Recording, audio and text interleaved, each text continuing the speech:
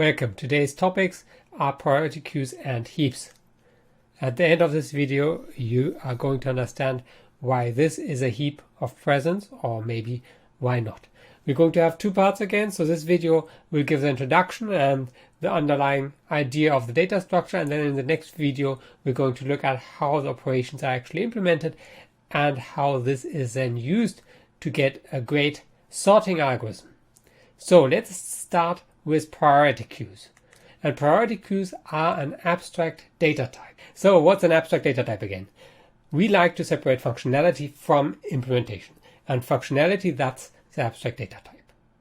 So examples of abstract data types are stacks and queues, or for instance dictionaries. And today we're going to see priority queues. Then the data structure is the way that we're implementing these abstract data types. So stacks and queues we can implement by arrays or linked lists, or dictionaries we can implement by hash tables. And priority queues we are going to implement using heaps. So let's first take a look at examples where priority queues are used. And the first example here is event-driven simulation. So imagine you want to simulate such a system. Then you will need to be able to always extract the next event. So an event here is a disk bumps against a wall, or two disks bump against each other. So you need to know what's the next event that happens and extract that from your queue. Then you will do some calculation and insert new events into the queue. So you need to be able to insert events. Sometimes if the system changes, you also need to be able to update the priority of an event. So that's one example. There are many more examples. So you can imagine a printer queue, or you might want to process some jobs or orders. And also in algorithm design, we need priority queues. So in algorithm design, priority queues are used as auxiliary data structure. For instance, if we do shortest path calculation. So an extremely famous algorithm is Dijkstra's algorithm, and I'm going to make a video about that later. There we need priority queues, or for data compression, or for clustering, density-based clustering also uses priority queues. So we use priority queues in many settings. So what is a priority queue? A priority queue is an abstract data type where we have a set of elements, each having a key. The key is a priority. And we want to support the following operations. We want to be able to insert an element. We want to be able to find the maximum, and also be able to extract the maximum from the priority queue. So extracting meaning we're deleting it and then also returning it. And we want to be able to increase a key. So generally, we don't need to be able to decrease a key necessarily, but very often we need to be able to increase a priority. So those are the operations that we want to support. And that's a max priority queue. Of course, you could also look at a min priority queue. Then everything is just the other way around. So insert obviously still is insert. But then you have minimum, extract min, and decrease key. So let's first have a look at how priority queues are supported in Python. So in Python, you have the module heap queue. And heap queue is a min priority queue, and it is implemented using a min heap. So the data structure that we're going to see, just that we're going to see a max heap, but it's the same. The operation supported is heap push, so inserting an element, heap pop, extracting the minimum. So there's no operation for just getting the minimum, but you can in doubt simply extract it. And there's no operation for changing the keys. So that's a bit of a pity, but that's how it is. So if you want to look at how this is implemented in CPython, you can look at it, and it is indeed a heap as we are going to see it today. And there's also the module queue, which has a priority queue. So how does that differ from heap queue? It differs from heap queue in the sense that it is thread safe. So if you need something thread safe, you use the priority queue. Otherwise, you can simply use heap queue. Before we introduce a new data structure, it's always good to look at how efficiently would a data structure that we already know, in particular elementary data structure, implement the functionality that we want to have. So the functionality that we want to have is insert, maximum, extract max, increase key. And let's have a look at the data structure sorted list and sorted arrays. So with a sorted list, I don't mean a Python list, but I mean a sorted linked list. Singly linked, doubly linked, doesn't really matter. In a sorted list, if I want to insert an element, I have to traverse the list until I find the spot where to insert it. So that takes linear time. Then, because it's sorted the maximum, if I have a pointer to the maximum, which is either at the head or tail, depending on how I sort it, I can find that in constant time. So that's good, but inserting takes linear time. Of course, I could omit the sorting, then insert would be constant, but then finding the maximum would take linear time because then I would have to traverse the list. So either way, I'm screwed. Okay, so let's assume we have a sorted list, extract max, and I can also get in constant time. Let's skip increase key because I want to keep something for my quiz. Sorted arrays. So for a sorted array, inserting. So the spot where I want to insert, that I can find in order log n time using a binary search. But then the insertion itself still takes linear time because I have to make space for the new element and I might need to shift a linear number of elements. Finding the maximum I can do then in constant time. Extracting the maximum, if I omit resizing the array, I can also do in constant time. Increase key. Let's keep that for the moment. What we're going to see as alternative, so because this is definitely not a suitable, both of these are not suitable data structures because they need linear time inserts. So what we're going to see today are heaps. And for heaps, we can find the maximum in constant time. So that's as good as we already had it here and as good as possible. But all other operations we get in order log n time. So order log n time insert, order log n time extract max, order log n time increase key. So an order log n, that is fast. So that's a great data structure. Before we see heaps, let's wrap up this part with a quiz. And that, of course, is about increase key. Let's simply do it in a sorted array. So how long does increase key take in a sorted array? Constant time, order log n time, or linear time? Increase key takes linear time. And the reason is very similar to insert. So imagine you have an element more or less at the front of your array, which now I increase the key drastically so it moves to more or less the end. Then all elements in between I have to shift by one, and that takes constant time per element, and that could be a linear number of elements, so that takes linear time. Once more, to show the full table, sorted lists and sorted arrays certainly do not do the job efficiently, and that's why we are going to see heaps. So what is a heap, or more specifically, what is a max heap? This here is a max heap. So for one, we have the structure, and then also we have the properties of the keys. So in terms of structure, what we have is a nearly complete binary tree. So what does that mean? A binary tree means that every node has at most 2 children. So 1, 2, these are the children of the 35. Or these are the children of this node. A complete binary tree would be if you have all levels, so these are the levels, completely filled, meaning that you always have 2 children, except on the last level, those are the leaves. They don't have any children anymore. A nearly complete binary tree is one that is filled, except for possibly part of the last level, and the last level is filled from left to right. Okay, so now we have the structure of a heap. Now we have additionally the property on the keys, and the property that we want to have is a max heap property. And that simply says that for any node, the key is smaller equal the key of its parent. So 30 is smaller equal 35, 11 is smaller equal 19. We cannot have equal keys, so 30 is smaller equal 30. That is the max heap property. So I used a lot of tree terminology here, so let me review this more carefully. So here once more we have a tree, and I was talking about a binary tree. So a binary tree again is a tree where every node, so a tree has nodes, and every node has either 0, 1, or 2 children. So 35 is a node with 2 children, 8 is a node with 1 child, 5 is a node with no children.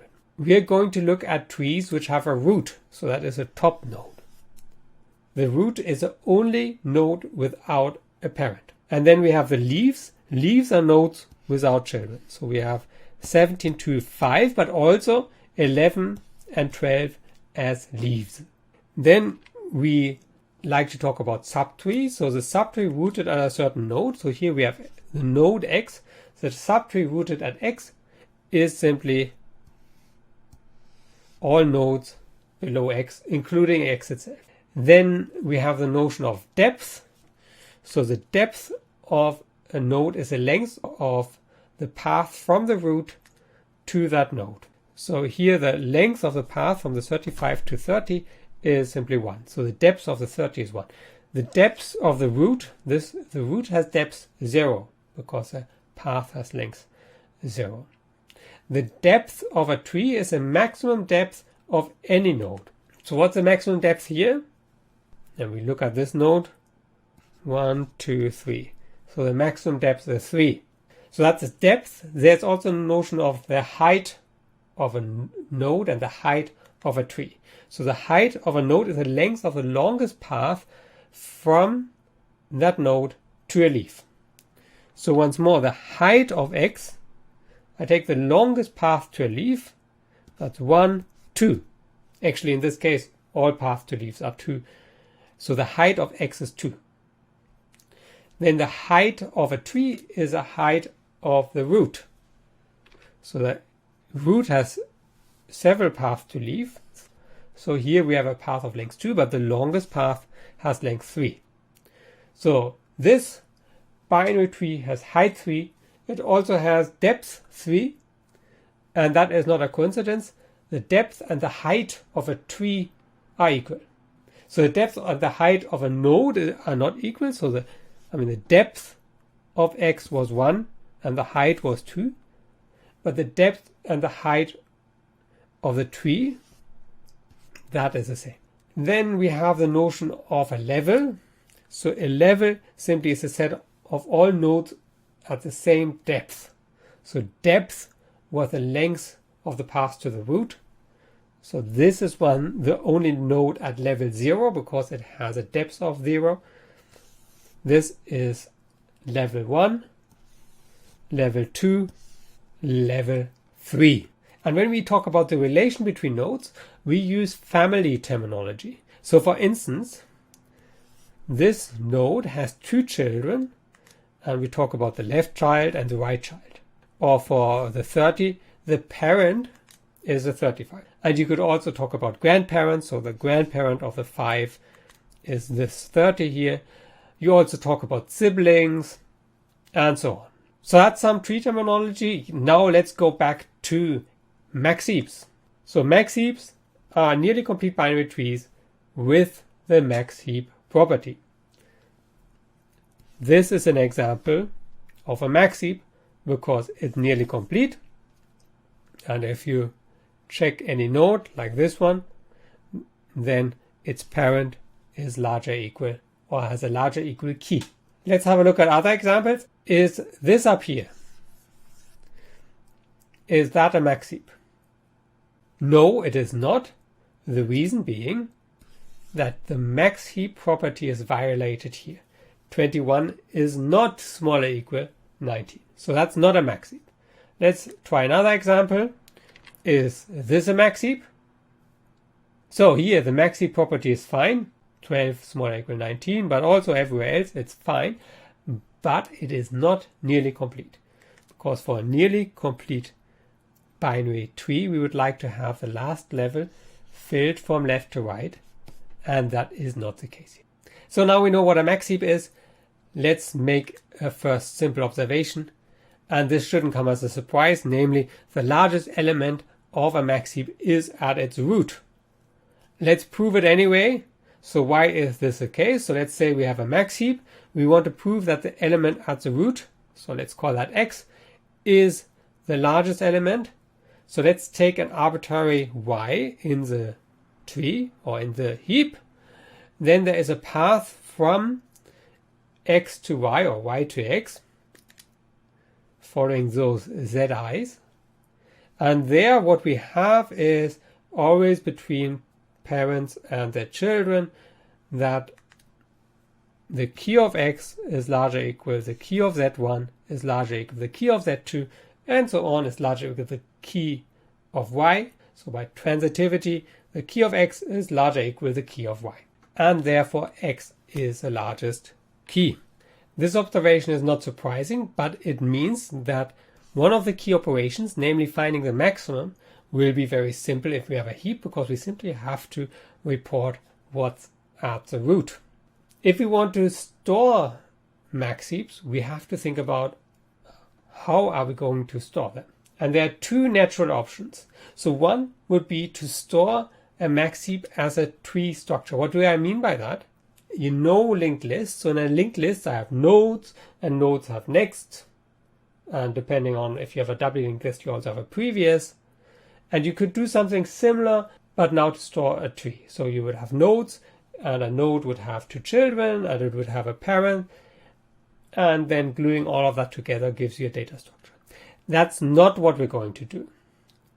The beauty of max heaps is actually that we can store them very compactly in an array. So let me show you how that looks like.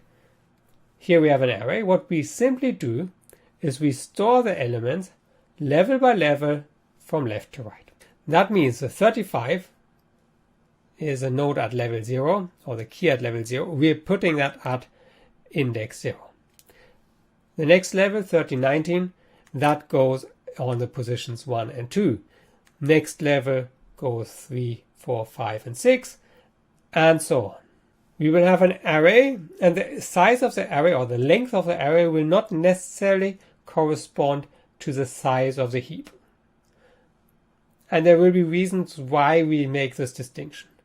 So that means we will have an array A, but also we were going to store what the size of the heap is. So here the size is simply 1, 2, 3, 4, 5, 6, 7, 8, 9, 10.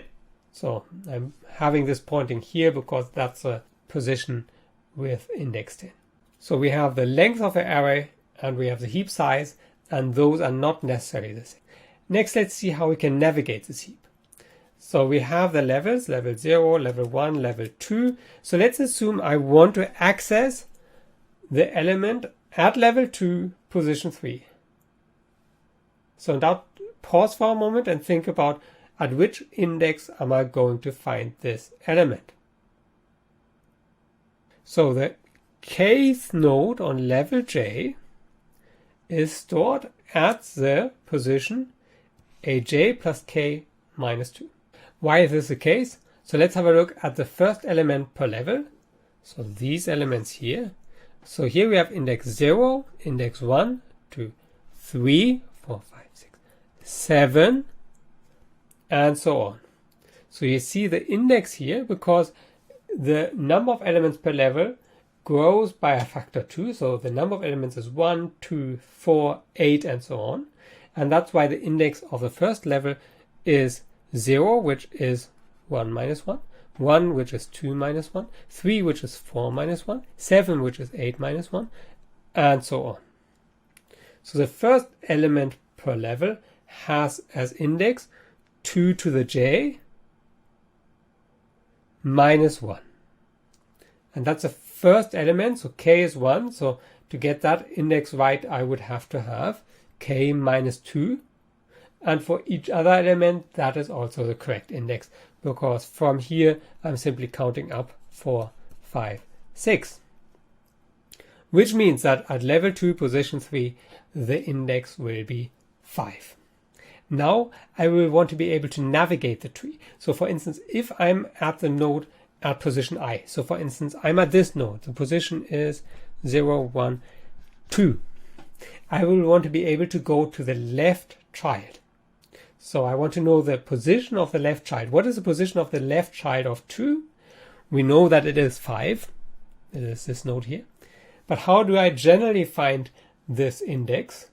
So let's have a look. If 2 has this form 2 to the j plus k minus 2. So what do we know about the left child? The left child is at the next level. So we have a 2 to the j plus 1. what is the position? So the position of the right child, let's do that one first, is simply instead of k, I have 2k, so I have 2k, the minus 2 stays, and then because I want to go to the left child, I have a minus 1. So this is the position for the left child. This minus 3 I can also write as minus 4 plus 1. And why do I do that? Because now you see that this is 2 times that. 2k is 2 times k. Minus 4 is 2 times minus 2. I have a plus 1 left. So the left child is at 2i plus 1. And now the right child is where? It is 1 further. So that's 2i plus 2. I can also go from the children to the parents. So then I have to simply find the inverse of this. And the inverse of that is the position minus 1 divided by 2 rounded down. So now we know how to navigate in the heap. So we've seen priority queues, we've seen heaps, we've seen how we store heaps and use that to move in the heap. That's all for this video. In the next video, we're going to see how we're going to implement the operations that we want to have. But let's end this video on a quiz, and that is, what is the height of a heap with n elements? Is it log n, rounded down, or is it n half, rounded down, or is it simply n? The correct answer is log n rounded down. Why is that the case?